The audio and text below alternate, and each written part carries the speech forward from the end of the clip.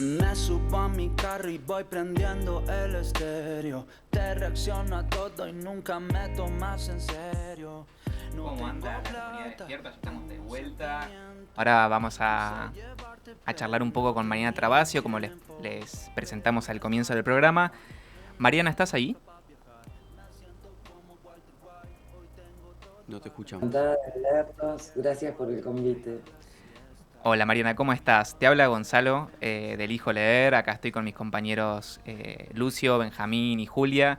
Estamos muy felices de tenerte acá, muy felices de haberte leído, porque Mm. somos 4 lectores y nos hace muy feliz leer tus libros. Y quería comenzar con una pregunta en torno a la hostilidad del paisaje que vos vas representando tanto en Como si existiese el perdón como en Quebrada. Quería preguntarte por qué tenés esta predilección o por qué elegís estos paisajes desolados, inhóspitos, áridos, donde el viento erosiona, donde el sol seca, si hay algo que en particular te haya seducido de ese tipo de clima. Bueno, antes que nada, muchísimas gracias por el convite y felicitaciones por el programa. Yo creo que los planetas siguen girando porque existen programas como este, Gracias. dedicados a la literatura. Así que gracias por esa ofrenda. Eh, Sobre lo que me preguntás, Gonzalo, ¿verdad? Gonzalo, Sí, Lucio, Julia y Benja. Bueno, Mm. Gonzalo. em, eh, Yo creo que los paisajes más bien se me vienen, yo no sé si los elijo tanto, no suelo escribir jamás con un plan de escritura, normalmente parto de una voz y un poco como decía Borges, ¿no? Que cuando se tiene una voz, se tiene la sintaxis peculiar de una voz, se tiene ya un destino, entonces es un poco tirando de las voces o del hilo de esa voz que los paisajes se me vienen, más bien me tropiezo con ellos, me encuentro con eso. Supongo que de alguna manera es una especie de tal vez de metáfora de la intemperie de ellos mismos, ¿no? Son personajes de mucha intemperie, me parece a mí, en sus vidas. Entonces, bueno, capaz que los paisajes no hacen más que acompañar eso mismo, ¿no? en cierto sentido, como que el paisaje metaforiza el psiquismo o la interioridad de los personajes. Sí, yo creo que va un poco por ahí, que es el paisaje que necesitan para la intemperie que tienen. Pero sí, supongo que es eso. El paisaje siempre me viene dado por la cadencia de la voz narrativa, ¿no? No es un paisaje que yo tenga prepensado antes de empezar a escribir, ¿no? Pero uno oye una voz y sabe en dónde está. Rulfo decía esto, ¿no? Tiene un pequeño ensayito muy simple, muy bello, que se llama El desafío de la creación. Y Rulfo lo hacía muy simple siempre todo, ¿no? Decía, para narrar cualquier cosa solo hacen falta tres cosas: un personaje, un ambiente donde se va a mover ese personaje y una voz, ¿no? Y de alguna manera, para mí la voz lo determina todo, es decir, ya tengo el personaje y ya veo el paisaje donde él está o ella está, ¿no? Me pasó en Quebrada con la voz de Lina, que la tomo de la voz de Mm. una maestra rural que yo había leído en un periódico y tomo dos o tres notas y de alguna manera la cadencia de la voz de Lina me trajo la Quebrada y todo lo que ocurre en la novela, ¿no? A partir de su propia voz, como en el caso de Como si existiese el perdón, fue la voz de Manuel la que apareció y un poco, bueno, su voz fue erigiendo todos esos territorios y el devenir de las peripecias que se narran. Vos haces a Luciana. ¿Qué tal, Lucio? Te saluda. ¿Cómo estás? Eh, Alicia, encantada. eh, Haces alusión a Rulfo y Rulfo juega mucho con el tema de los paisajes, tanto en El Llano en Llamas como en Pedro Páramo. Y acá también se ve, vos tenés una influencia real ahí a la hora o te surgió y te surgió.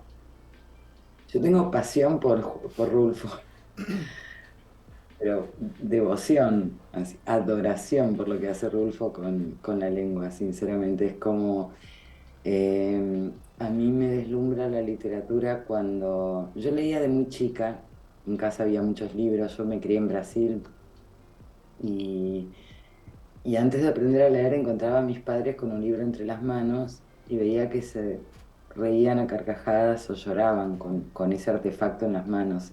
Y yo no sabía leer y me preguntaba qué habría ahí adentro, ¿no? Que los hacía reír o llorar con eso. De modo que apenas aprendí a leer, digamos que empecé a leer, pero bueno, hay que decir, yo tengo 55 años y en Brasil en mi época lo único que había era un pequeñísimo televisor que mis padres tenían sobre el piso, blanco y negro con 4 canales, con un horario restringido de transmisión, de modo que de alguna forma los libros fueron mi Netflix, ¿no? En la infancia.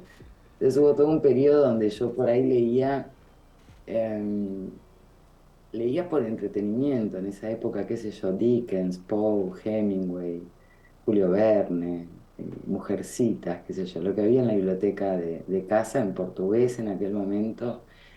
Además me criaron en un liceo francés, entonces lo otro que podía hacer era ir a la biblioteca del liceo a sacar libros que estaban en francés, entonces normalmente leía traducciones. Pero allá por los 13 años, cuando en Argentina ya me encontré por primera vez con la lectura de literatura en mi lengua madre sin que me diera una traducción. Y ahí se me produce a mí una especie de fascinación, que fue todo un viaje de ida, ¿no? Fue cuando empecé a leer subrayando, cuando empecé a admirarme por la sintaxis de un texto, por una gramática, bueno, ahí vino esto que fue, así como te digo, un viaje de ida que no pude frenar más. Y esa época fue cuando un día aparece mi mamá con 2 libros, me acuerdo. Uno era La Casa Verde de Mario Vargas Llosa y Cien años de soledad de García Márquez. Yo tenía 13 años y me deslumbré profundamente por mi lengua materna y decidí que esa iba a ser mi lengua para siempre, ¿no? Entonces, bueno, a partir de ahí, bueno, y en poco tiempo, bueno, mis primeras lecturas de Borges, de Cortázar, de Rulfo. Yo cuando me encontré con Rulfo no podía creer lo que ese hombre hacía con la lengua, ¿no? Pero era una lectura de forma, es decir, no era una lectura de trama, era deslumbrarme después de muchos años, tal vez, de leer otro tipo de literatura. Me acuerdo hasta el día de hoy una oración de Cien años de soledad que entre puntos decía, era el olor del demonio. Y yo no podía creer a esa edad que se pudiera escribir así, que una oración fuera esa, que no tuviera el sujeto adentro. Bueno, en fin, ese deslumbramiento a mí me provoca un interés profundo por la lectura y bueno, me instalé muchísimo en la literatura latinoamericana durante toda esa etapa, diría, preadolescente, adolescente, ¿no? Bueno, hasta que después me empecé la carrera, empecé a derivarme con lecturas de Freud, de Lacan, de Nietzsche, qué sé yo, mucha filosofía, mucha psicología durante mucho tiempo, hasta que después retomé la lectura literaria, ¿no? Entonces uno va teniendo a lo largo de sus caminos lectores diferentes deslumbramientos, tal vez. Pero mi primer deslumbramiento fue con esto que te cuento, cuando empecé a subrayar y a fascinarme con lo que se podía hacer con el castellano. En Quebrada, el otro día te escuchaba hablar que no era el título original, sino que era Hasta encontrarte, ¿puede ser? Y así es. ¿Cómo fue que sucede esto y por qué Quebrada? Bueno, sí, en efecto, un poco como en la novela, los distintos personajes se van como siguiendo, ¿no? O buscando algo, qué sé yo, Lina busca el mar, el Relicario la busca a Lina, el Tala buscaba un trabajo, cada uno busca algo. Me pareció que hasta encontrarte podía resumir un poco la persistencia de estos personajes a pesar de las adversidades con las que se van encontrando en sus devenires. Pero bueno, cuando presenté el libro a mi querida editora, Paola Lucantis de Tusquets, me dijo que tenían un libro que tenía un título muy parecido, que era Hasta que te encuentre, de John Irving. Entonces, nos pusimos a pensar en un nuevo título, trabajo que compartí también con mi agente y mi editor de España, pues fue una edición conjunta que salió en España por las afueras y acá por Tusquets. Y en un momento de tanto hablar y conversar y tirar títulos salió la posibilidad de Quebrada. Y a mí me pareció que estaba muy bien, porque de alguna manera Quebrada aludía un poco al territorio del cual parte Lina en su búsqueda del mar y de ese irse, ¿no? De hastío. Por otro lado, también aludía a muchas cosas emocionales del libro, ¿no? Que están rotas en los personajes. Y también aludía a la estructura narrativa del texto, ¿no? Que está quebrado en dos partes, en dos relatos. Entonces, me pareció bueno, a veces son esas cosas que suceden en los procesos de edición y que uno termina agradeciendo, ¿no? Porque aparece algo que es aún mejor, digamos. Mariana, te habla de nuevo Gonzalo. Vos sos traductora y psicóloga, si no equivoco. Yo tenía una pregunta particular para hacerte en torno a la traducción. Tu obra, Como si existiese el perdón, fue traducida a un montón de idiomas. Sobre todo, a mí me extrañó muchísimo que se tradujo al sueco. Y hay algo, justamente esta cadencia que vos rescataste en Lina, también está en Manuel, que es casi que muy propio de la región. Siendo traductora, ¿qué crees que se pierde en la traducción, por ejemplo, al sueco, que me parece súper excéntrico y raro? Eh, y si crees que en Suecia leen tu novela de alguna manera particular. Vos sabés que te agradezco tanto la pregunta, porque recién hace poquitos días terminamos de trabajar la traducción al euskera. Y suelo tener intercambios muy ricos con los traductores, pero muy, muy hermosos. Es un proceso bellísimo porque, a ver, cuando vos trabajás con una traducción, que yo por suerte tengo como esa posibilidad, ¿no? De pensarlo, para mí la traducción es ante todo una reescritura, ¿no? Implica apropiarte del texto, repensarlo en tu lengua, buscar en cuáles de los registros lingüísticos de tu lengua o de tu país podés reinscribir esa historia, ¿no?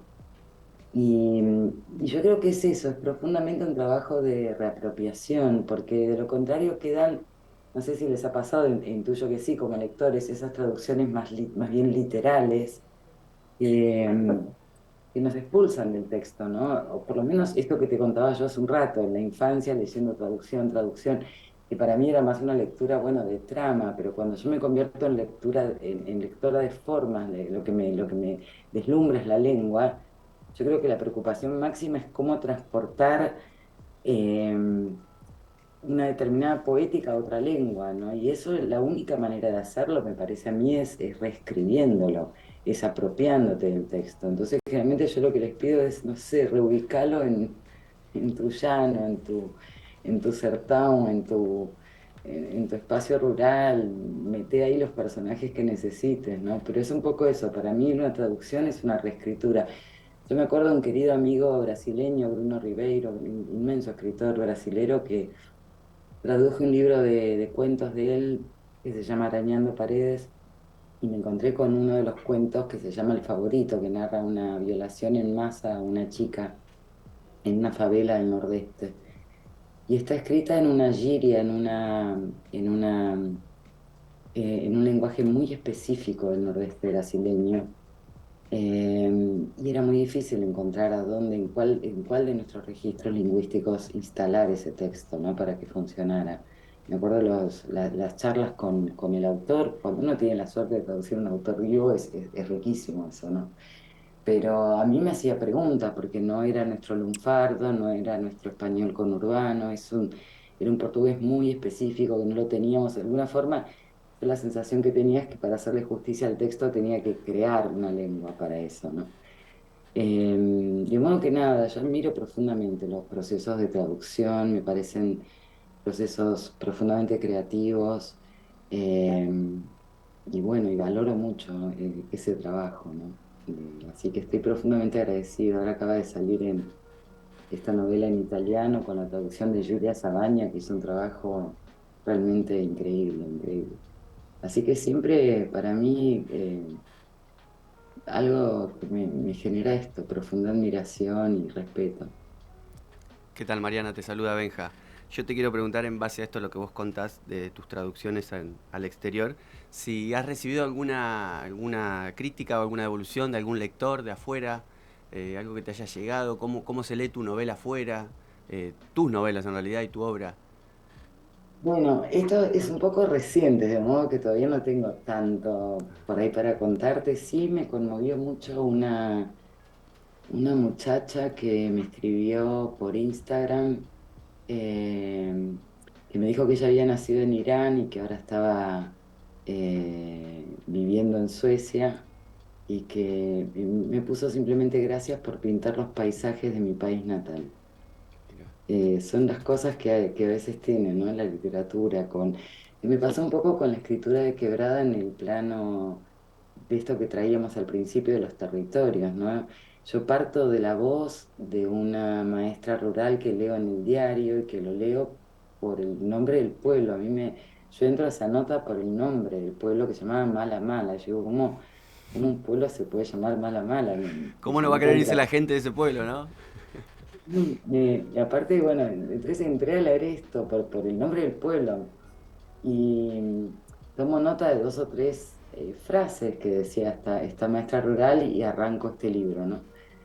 Bueno, pasa el tiempo, el libro se escribe, el libro se edita, el libro se publica y un día por Instagram me escribe una mujer, me manda una foto de una carreta tirada por dos bueyes con un fondo así pedregoso, ¿no?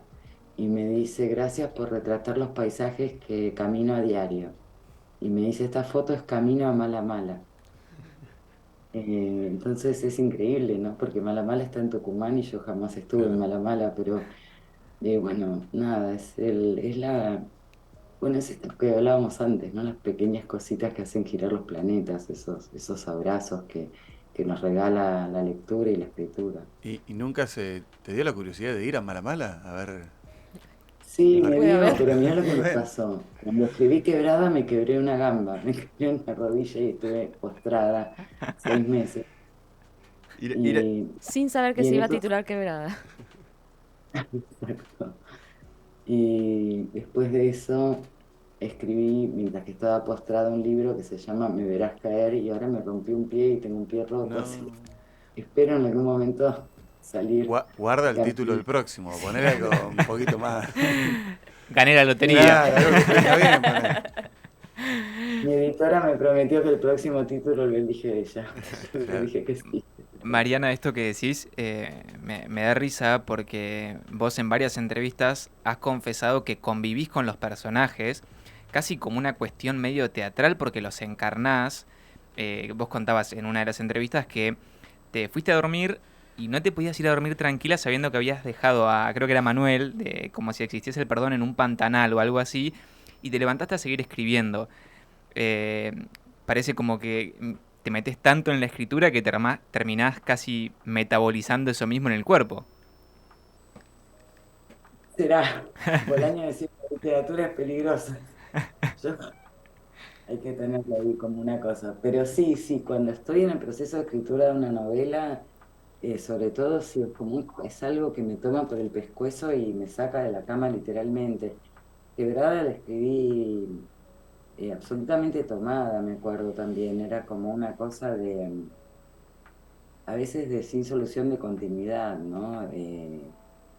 Cuando estoy en pleno proceso de escritura, llegué a estar 24 horas sin pararme en una silla, literalmente, o sea, sin tomar un vaso de agua, solo escribiendo. Después caigo exhausta, ¿no? Pero sí, no tengo mucho borde con la escritura, me agarra, me agarra. Y convivo con los personajes. Sí, me acuerdo lo que comentás de Manuel y lo tengo vivido. Me había ido a dormir y digo, no, ¿cómo te vas a dormir si dejaste a esta gente en un quilombo bárbaro? Anda a sacarlos de ahí. Así que ¿Y los sí, me extrañás interrumpo. después? Cuando terminás la novela, cerrás, la publicás, el libro empieza a girar. ¿Te pasa eso de que pensar, che, Hermosa ¿en dónde estará pregunta, Lina? qué hermosa pregunta, qué hermosa pregunta. Mira, me queda como un vacío tristísimo. Es un duelo enorme, es un duelo enorme, enorme. Cuando terminé, como si existiese el perdón, me haces acordar ahora, yo había seguido unos capítulos más y como yo releía como si existiese para no perderle la cadencia, la voz de Manuel, cada vez que agregaba un capítulo tenía que releerme todo lo que había escrito. Entonces fue la primera y última vez que me pasó que cuando terminé una novela me la recitaba entera de memoria, ¿no? Pero estaba tan embalada que seguí unos capítulos más. Cu- Y cuando a la mañana siguiente la releo, sigo un poco todo el día. Después digo, no, pero esto terminó antes. Y me doy cuenta de que para mí había terminado donde termina, ¿no? Y decir que tenía que borrar como 4 o 5 capítulos que no. Y me acuerdo que era un atardecer, me tiré acá en el piso donde estoy ahora sentada, me abracé a las rodillas, muda. Y se hizo de noche y después me golpearon la puerta y me dijeron, ¿vas a comer? Y nada, y ahí me desperté, que fue como un... Y después sí, estoy como días perdidos, ¿no? Como buscándolos. Me pasa también que a veces como cuando uno elige un personaje, una voz, un punto de vista, a medida que vas escribiendo, vos ves que van pasando cosas alrededor, ¿no? Pasan otras cosas, pero no caben en esa novela, porque vos, no sé, a mí me gusta ser como medio sintética, entonces, y a veces elegís un narrador que no permite narrar, ¿no? Por ejemplo, la voz de Manuel, que es una primera y toda la novela está narrada en primera, pasaban cosas alrededor de lo que se narra, pero no cabían en esta novela. Entonces, a veces lo que me pasa es que me quedan reverberando personajes o historias que no narré y ganas de narrarlas. Creo que un poco así nace también Quebrada y una novela que estoy escribiendo ahora, de reverberaciones de cosas que no se dejaron decir ahí, ¿no? De alguna manera. y con los personajes de los cuentos esto no te sucede, ¿verdad? Y ahí te pregunto en cuánto difiere el proceso creativo entre la novela y el cuento. Bueno, es curioso porque, a ver, por un lado me pasa que cuando empiezo un texto nunca sé qué empiezo, no sé si va a ir si se me va a hacer más largo y va a ir para novela o se me va a hacer más corto. Pero, pero en el cuento sí me doy cuenta de que hay algo que lo dispara, que es una escena, una imagen, algo que tiene una característica de cierta sincronía, de algo que ves, que te conmueve profundamente y que un poco en el cuento creo que la apuesta es ver si eso que te conmovió, esa imagen, ¿no? A veces, muchas veces es una imagen que veo, una imagen que leo, pero es una imagen. Y la sensación de que en esa imagen hay toda una historia de vida condensada, ¿no? Y a veces la apuesta del cuento es ver si se puede descomponer lo que te conmovió de la imagen en un relato sin perder el impacto de esa conmoción, ¿no? Me acuerdo una vez que estaba en un aeropuerto en Lisboa, tomando un cafecito del lado de afuera, y vi un matrimonio, 2 personas sentadas, o lo que yo supongo que era un matrimonio. Pero bueno, eran 2 personas sentadas una al lado de la otra, serían las 10 de la mañana, ¿no? Y el mozo de golpe viene y trae algo así como, ¿qué les puedo decir? 7 hamburguesas, 4 porciones de papas fritas, 200 cervezas, era noción de demasía, y ella estaba toda pintada, ¿no? Y él, bueno, y se sentaban uno al lado del otro y como miraban en paralelo hacia adelante, y un poco la sensación que a mí me dio fue como, ¿cómo se puede llegar a un determinado momento de una pareja así, ¿no? Como sin diálogo, en esa demasía silenciosa. Y me acuerdo que nada, esa postal a mí me quedó, siempre quise escribir un cuento con esa sensación, todavía no lo hice, ¿no? Pero es eso, son a veces sensaciones salís a caminar a veces salgo a caminar por el barrio y la otra vez veía una señora con uno de esos bastones en trípode, arrastrando una bolsita con un pedazo de queso, no sé, cosas que te conmueven, ¿no? Y que decís, bueno, a ver, esto se puede decir algo, puede sobrevivir. Que para mí la imagen tiene algo de la sincronía, ¿no? Vos ves un cuadro, una foto y te conmueve, el impacto te llega entero. Pero nosotros por fuerza en la literatura tenemos, es como la música, ¿no? Tenemos la diacronía, tenemos que descomponer. Entonces, a veces el miedo es que en esa descomposición, en esa diacronía, en esa cosa temporal, se te pierda el impacto, ¿no? Pero bueno, a veces necesitas decir algo de eso que viste y lo intentás de todos modos, aunque fracases. ¿El cuento igual te permite jugar con otros recursos? Yo, por ejemplo, leía Ceniza del Carnaval y es un diálogo todo de corrido. Es excelente porque no paras nunca, porque es como que una persona te está hablando continuamente. Sí, sí, es verdad esto que traes de la cadencia del cuento, ¿no? Por ahí depende. Eh, el cuento creo que se me da un poco más urbano y creo que me toca una fibra un poco más de rabia. Es como, no sé si de rabia es la palabra, pero es algo más, eh, es menos lento, es más visceral tal vez el cuento. Es una cosa que me surge como necesidad de momento, ¿no? Como hay una urgencia en el cuento. Tal vez eso se traduce en la gramática, no sé. Mariana, acá en el programa tenemos un segmento de ping pong de preguntas que le hacemos a todos y a todas las escritoras y escritores que entrevistamos. Em, Queríamos saber si tenés alguna particularidad, alguna excentricidad a la hora de leer o de escribir. Bueno, pues es que estoy como atorada de sonidos, no sé, a ver, he llegado a escribir en papelito de estacionamiento y en cualquier parte, cuando sobreviene, sobreviene. Como dice el querido Pascal Quignard, el tono, no hay dos oportunidades, se toma en el momento, así que puedo escribir en casi cualquier condición.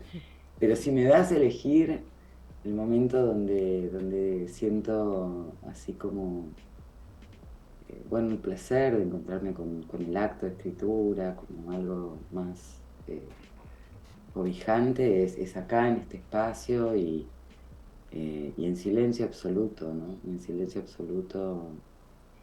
Soy muy noctámbula, de modo que el silencio también me cobija más de noche que de día. Suelo servirme una copa de vino tinto que me encanta para empezar a escribir. Después corrijo con café. La Muy bien. escritura por ahí te diría de noche, con un vino y en silencio. ¿Qué autoras o autores contemporáneos nos recomendarías? Ay, ¿cuánto tiempo puedo hablar? El ping pong se supone que tiene que ser veloz, pero todo lo que quieras. Bueno, a ver. No sé si leyeron a Fernanda Melchor, una autora Sí, temporada mexicana de huracanes. contemporánea. Temporada de huracanes me voló la cabeza. Me parece que el procedimiento que hace ahí son esos capítulos que son como una catarata, ¿no? Que empezás y no hay casi hay muy poquitos puntos y es como que entras y tenés que leerlos de corrido y es una música y es una poética bellísima y un trabajo con la lengua indecible. La verdad es que profunda admiración por la querida Fernanda Melchor. Me gusta mucho una escritora ecuatoriana que se llama Natalia García Freire. Hace poquito acá editó Tusquets, Trajiste contigo el viento. El texto anterior se llamaba Nuestra piel muerta y es muy bello lo que hace con la lengua también, es bellísimo y es duro, es durísimo. Otra escritora mexicana que me encanta es Brenda Navarro.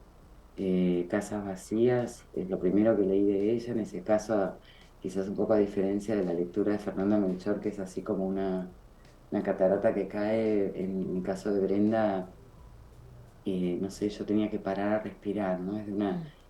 Es tan fuerte, bueno, Casas Vacías y Ceniza en la boca, que es otra novela preciosa.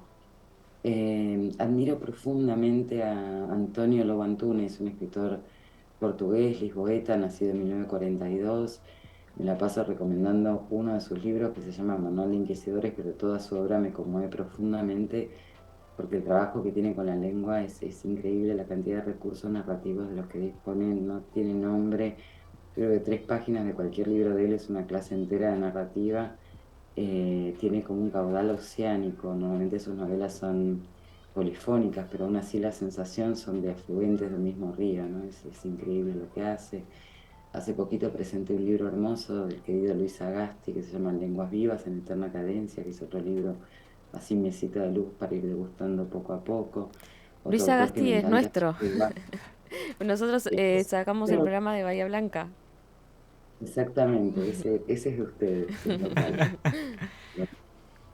Si nos vamos a Brasil, me encanta muchísimo la literatura de Chico Buarque, que nos escribe poquito, pero escribe tan bonito. Hay un libro de él que se llama Leche derramada, que es precioso. Eh, bueno, qué ganas de seguir hablando. Yamila Beñé, por ejemplo, escritora argentina contemporánea, tiene una novela preciosa que se llama Estas piedras, que es puro trabajo de duelo en el lenguaje.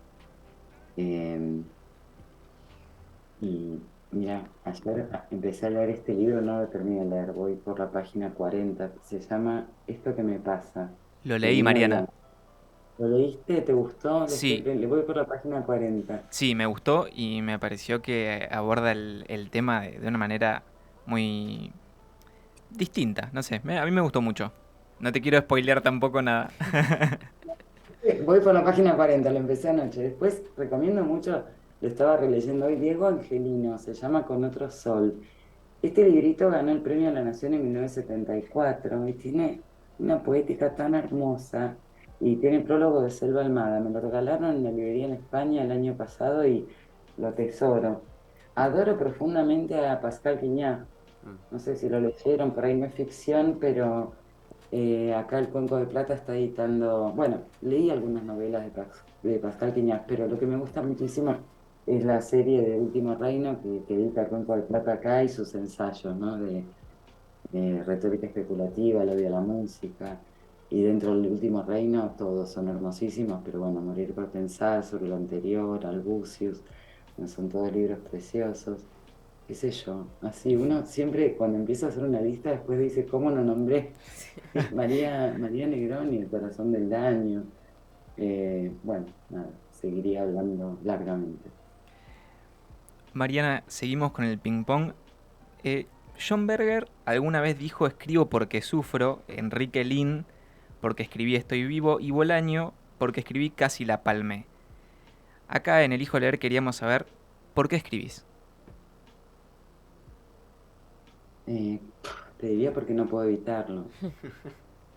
Todo eso se me impone, no es algo... Yo no sé si escribir es un acto voluntario. A mí es algo que a ver, Barthes decía que hay una relación nupcial de procreación entre lectura y escritura, ¿no? Que escribimos porque leemos.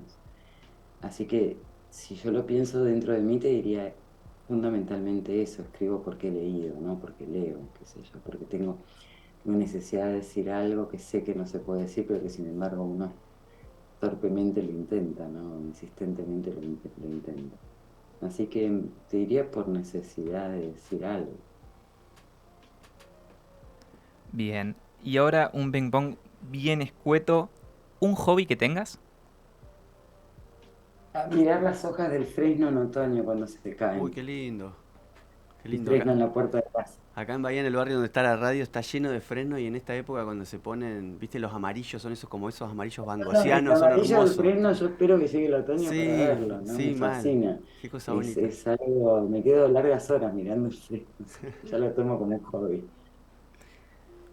¿Una película? Y vamos con un clásico, a ver, El Padrino, ¿Una obra palabra? maestra. Una palabra. Hay una palabra del portugués que amo profundamente que es luar, son 4 letras, o marecía. Son 2 palabras tan bonitas que siempre pienso cómo traducirlas al castellano, porque luar es como la luz de la luna llena en las noches de cielo limpio, ¿no? Yo digo, se necesitan tantas palabras para decir 4 letras. Supongo que también se podría traducir como claro de luna, pero no es algo muy frecuente que digamos, mirá qué claro de luna, ¿no? Pero en Claro. Brasil se dice el luar y es natural. Y acá no sé. Y marecía es como un poco ese aire que trae el mar y que viene con el salitre del mar que oxida las cosas. Entonces la marecía es algo muy peculiar que tampoco encontré una palabra en castellano, ¿no? Para decirla. Son 2 palabras que me gustan mucho. ¿Una canción? Una canción. Bueno, ya que fuimos a Brasil, te diría Aguas de Marzo en la versión que canta Elis Regina y Tom Jobim. Es muy alegre. Y la última, ¿una comida? Una comida, ok. A ver, una comida sería al borde del mar, un pescado, un fueguito, un poquito de limón, Epa. una copa de vino y ahí, pescado a la parrilla con limón al borde del mar con vino. Vamos Estamos todos. sí. Vamos, yendo. Me gusta, Mariana, Después, total, ¿qué importa? me gusta porque fuiste fiel a tu escritura y nos describiste también un paisaje. Sí, sí, sí, tal cual.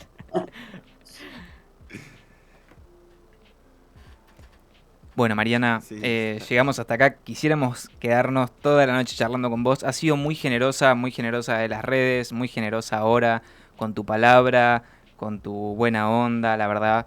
Hermosa esa biblioteca que tenés Eso, ahí atrás. nos encanta. No paramos de mirarla, me parece que estuvimos los 4 así. ¡Ah, esa biblioteca hermosa! Es una de las curiosidades que tenemos siempre, saber cómo son las bibliotecas de los escritores que nos gustan, cómo las tienen organizadas, y ese fondo nos encantó. Sí. Bueno, gracias. Gracias a ustedes por el convite. Felicitaciones por el programa. Les deseo lo mejor, todo el éxito del mundo. De verdad que ustedes hacen girar los planetas. Me parece súper importante. Y a como corren los tiempos hoy, hasta me parece como un acto de resistencia. Así que les agradezco infinitamente el convite y el espacio que están inaugurando y que deseo desde el fondo de mi corazón que lo sostengan largamente. Muchas gracias. Gracias, Mariana. Muchas gracias. A ustedes, hasta la próxima. Adiós. Adiós.